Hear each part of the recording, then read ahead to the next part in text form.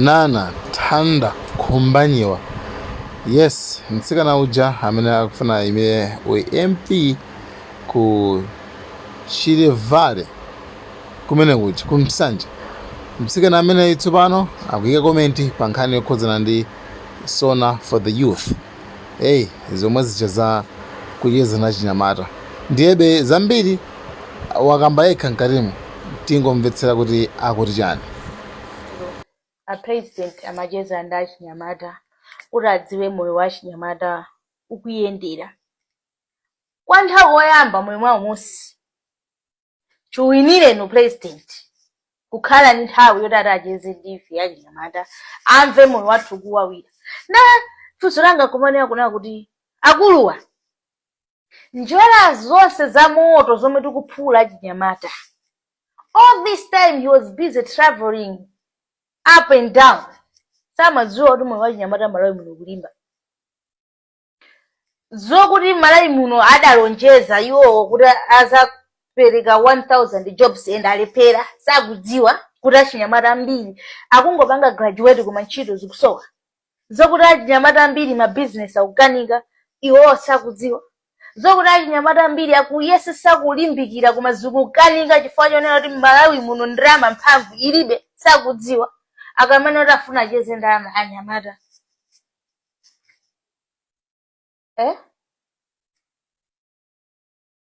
Last minute of his term, all this time amadziwa kwera ndege kupita kunja. Myoyo ya chinyamata samayiganizira, aganizira lero kuti aonetse kuti myoyo ya chinyamata. Muuze ni munthu chilungamo kuti moyo wa chinyamata panopa ndi chigumu. Pamwamba moto pansi moto. Every year tukumakhala ma graduation osiyana koma ntchito zikusowa.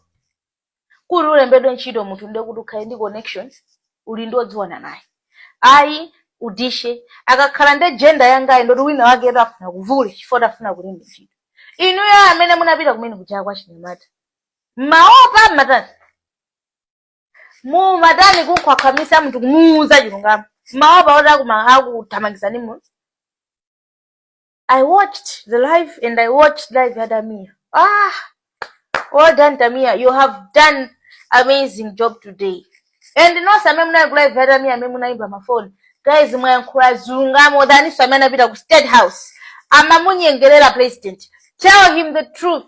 Mr. President, you have failed to empower the youth lives right now. Panopa ndife akapolo aziko. Pano tukungo mambuye ntengeni ntchito kulibe. Mapepala pano timangozi kupizira. Mapepala panopa amene tili nawo makumu. Pano amene achiswe pa ntchito zomwe munalonjeza in 1000 jobs zija. You have failed to deliver. Tapula njira za moto, moyo kuwawa moyo. Even yena pano ayambe zintchito ni ndrama ilili pa Malawi pano. Uone rent, uone mafizi, uone chakudya, uone transport yako ya moyo kwa daily kupita kuntchito ukaone lunch. Kasalari kake katiko. Tell him kuti bwana muonjezere masalari. Ena ntchito tayamba kumene koma nimo mwezi zinthu zakwerera. Nimo mwagwesera kacha katatu mucho. Moyo waliba. Basi tindini pamene paja kumpando mmatani kumene kuchako. Anthu ngosa maopa. Pamene paja pamene tinabana kana khale paja. Ndife ya Malawi tinamuyika pampando. We selected him. He is a leader. Not just because you know panopa he has the power and muziganika kupa. That's a chance to tell him the truth, Mr. President. We as youth of Malawi, you have failed us. Mwalepera kupanga empower moyo wa chinyamata.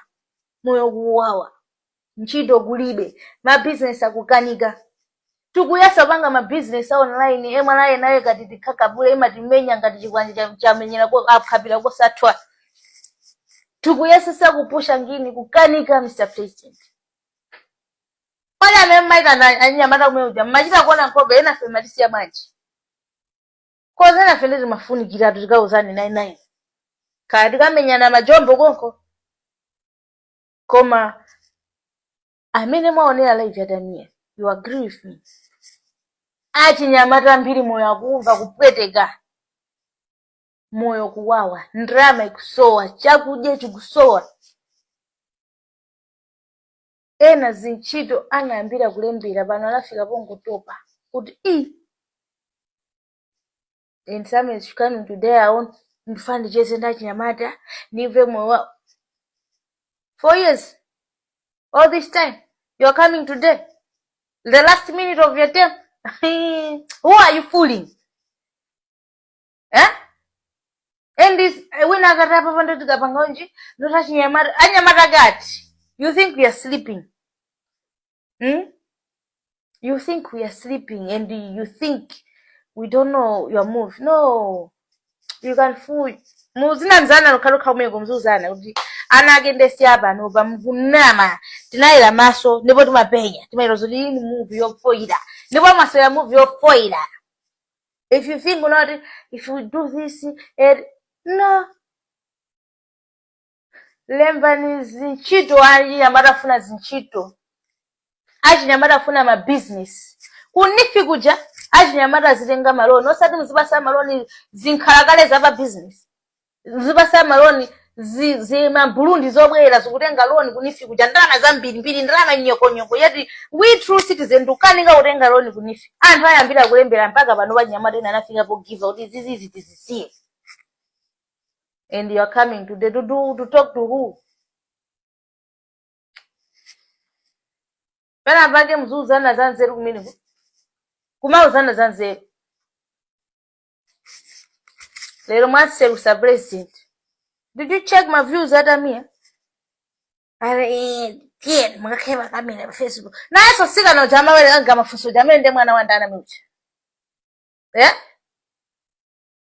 amasiya mwefu amajala masanka mafuso amasiya mafuso enanzeru kumuza president bwana mwanya mada pano ndikugumu modo basi modo bamwamba tukwendera moyo bula bora inu mukujia misoko sibasi. He was busy moving up and down, and today afina kale basukura jeze nda after mwe watu walimbalimba moyo kuwawa and he want to come out today aganizira lero mwe wachinyamata auze ni julungamo. He failed us 1,000 jobs. He failed. Loni yachinyamata he failed. Ifalo ni chakutenga nezinkhalakale za business yachinyamata ndo chepa amene they have success kunoti akwanitsa kutenga nawo maloni manager. So please, if you want to know kuti moyo wachinyamata mavuto amene akunyima ndachinyamata moyo wathu tikupula njwera za moto kutili kuigubuto kun tili kuno sikukana nasi kukana ni manena kukana ni kala ni mamuziwa ini tili kuno ndi kuigubuto ana Israeli kupula njwera za moto koma nemwe atipulisadi boma lanu latifinya achinyamata basi tikuendera ambuye teka stitu mwina sima muziwa ambuye tengeni kena muzisifusa kuti why achinyamata kuzimangiria. Did you ask yourself why nowadays suicide kutuluka ndi achinyamata kwambiri? It's just because mwa achinyamata kuwawa, mwa achinyamata sukupita pachisogolo. That's why suicide number ikukula kwambiri ndi ama youth. Nde muzikhalira ena pange muzuzana chilungamo. Truth should be told. His Excellency, he failed to empower we youth of Malawians. Our lives painful. Zikusiana jani kundedre ndi kunja kuno tukugwira ukapolo